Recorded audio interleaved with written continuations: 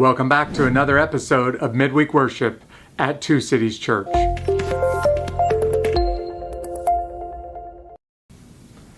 We are studying through theology, and we've been tackling this ugly subject of sin. Nobody likes to talk about it. I don't even like to talk about it. But over the last few weeks, we've got a better understanding of who our God is and how much He loves us by better understanding who we are and what happened to us as a result of sin. So we talked about how sin is anything short of living up to Jesus's perfect life. And I don't mean perfect in actions, but perfect in His attitude and His heart. Sin is ultimately missing the mark. We've mentioned that sin cost us to lose our innocence, and our very first parents hid themselves from one another after they sinned. And we talked about original sin, how the effects of sin were passed on from every generation, even after the first parents, Adam and Eve, had their first child, Cain. Already sin was at work in his heart, and Cain would eventually murder his brother, though murder had never existed on planet Earth before this. It's just the consequences of sin. Well, today I'm going to talk about the word impute. We're going to talk about imputed sin. In fact, if you look below me in the notes, you're going to see some details about what we're going to discuss. But maybe you're coming to this broadcast for the first time. And if you want to know more about me or about this church or about where we're located, if you look in those notes, you'll also see a link to a YouTube video. Would you check that video out? Because after this is over with, that video will give you a little bit more explanation. It's really short, but it will tell you more about us. The word impute is a very important but extremely rare use. In fact, you probably never actually use this word in your everyday language. It is so rare that I had to go out and to search for something that would help you understand what this word means. And I came across this YouTube video that describes the word impute and how it can impact everyday business. So I want you to check this video out real quick just to understand the word impute. And then I'm going to tell you this is massive for us and our faith. But check this video out, will you? Hi there. In today's business English lesson, we'll learn about the word impute. The word impute typically means to attribute or ascribe something to someone, especially something negative or undesirable. In a business context, imputing can refer to assigning responsibility for a mistake or failure, or attributing credit for a success or achievement. For example, if a project fails, a manager may impute the blame to a particular team member for not completing their assigned tasks properly. On the other hand, if a project is successful, the manager may impute the credit to the entire team for their hard work and dedication. So in summary, impute refers to attributing responsibility or credit to someone for a particular action or outcome, and it can have a significant impact on the culture and dynamics of the workplace. If you have any questions or comments, please leave them below. The word impute basically means to point to the consequences for something. Now, you and I weren't around in the Garden of Eden when Adam and Eve committed that first sin, but God made a covenant, an agreement, a business deal, so to speak. God's in the business of love, so He made a love covenant with Adam and Eve, and He gave them rules and responsibilities and one limitation. Just don't do this one thing. But He also promised them, if you do this one thing, you will die. Up to that point, these perfect creatures that God created in the Garden of Eden were never intended to die. The idea was that they would be eternal creatures living with their Creator forever. But Adam and Eve committed the first sin, and every single person, including Jesus, every single human being that's ever followed after them, has felt the imputed sin of death. You were born to die.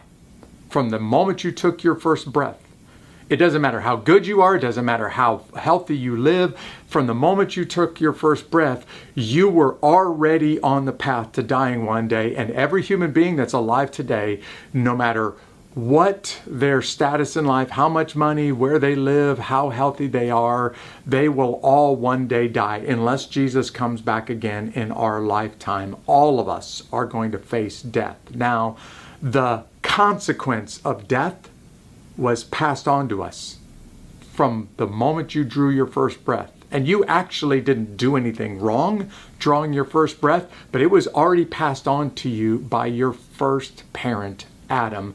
And you're probably thinking to yourself, well, that's not fair because I didn't do anything wrong. They did.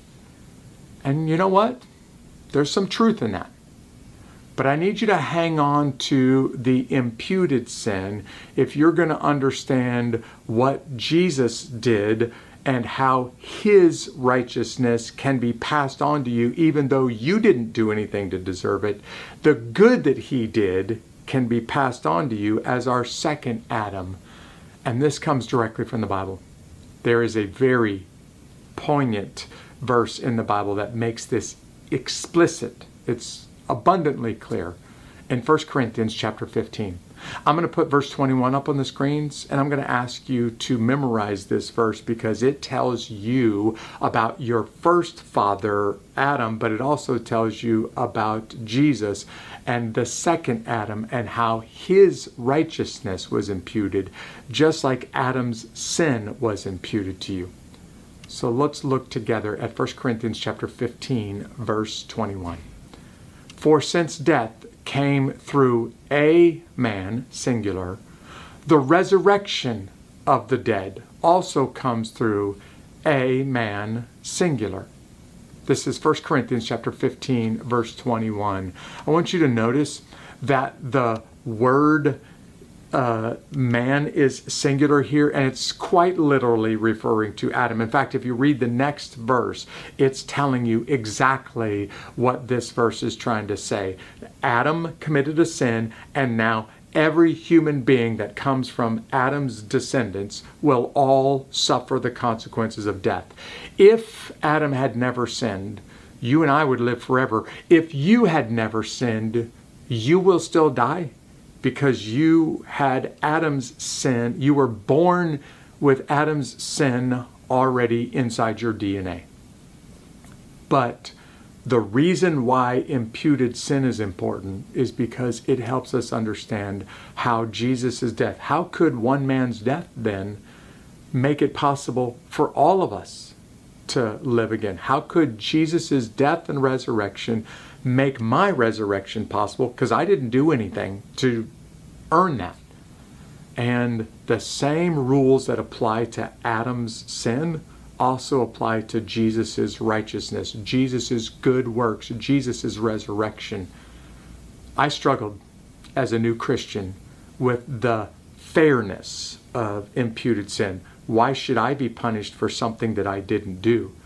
Until I realized that actually those rules exist so that when Jesus would come thousands of years later, the good thing that Jesus does will also be credited to me. And if the first rule wasn't in effect for Adam, then the rule would not also be in effect for Jesus. So I've learned to love it, to embrace the idea, because imputed sin also makes imputed righteousness possible.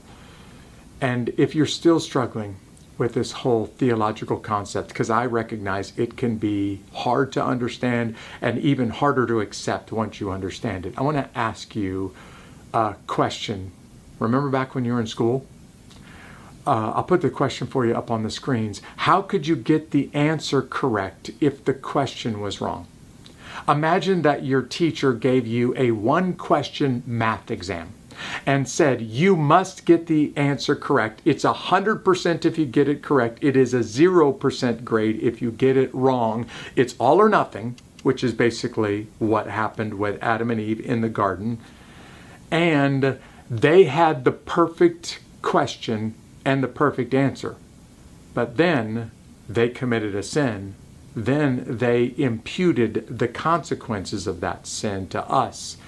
And now you're doing a math test with one question, but the question is missing something, or the question has the wrong variable. How are you and I supposed to ever get the answer correct? And the obvious response here is it can't be done, which is why nobody could ever get to heaven, even if you started today and tried for the rest of your life being the perfect person. Even if you were to try, you couldn't get to heaven on your own, because you and I have been given a test with a bad question, and there's no way we can get the answer correct if the question is already broken. Thanks a lot, Adam. It's just something for you to think about as we wrap up this week's broadcast. See you back here next week as we try to wrap up this whole theological topic.